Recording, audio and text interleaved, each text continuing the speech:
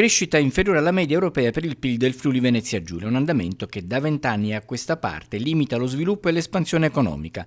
La dinamica del prodotto interno lordo indica per il 2026, tuttavia, una crescita dello 0,7%, mentre per il 2025 i dati disponibili fino ad ottobre dell'anno appena passato attestano la previsione di chiusura allo 0,3%.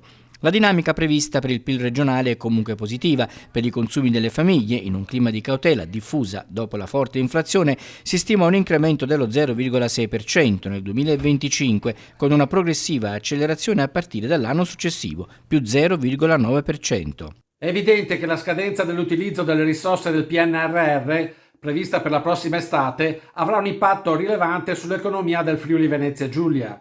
Al di là di queste particolari circostanze, la regione più piccola del nord-est, come del resto tutto il paese, continua a manifestare difficoltà nel consolidare una crescita strutturale, prospettando così un ulteriore anno di stagnazione economica, che auspichiamo possa essere l'ultimo. Sia chiaro, il problema non è tanto la ciclicità congiunturale, quanto l'assenza di fattori endogeni capaci di sostenere nel tempo l'espansione del PIL regionale.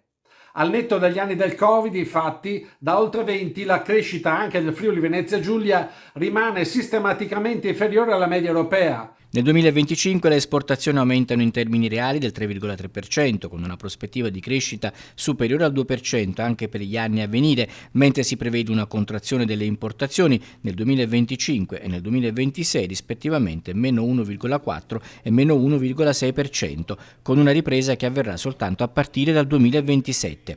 L'occupazione si mantiene su livelli elevati, con le unità di lavoro in aumento dello 0,8% nel 2025 e i tassi di occupazione di attività 15-64 anni supereranno rispettivamente il 70% e il 74% nel 2026.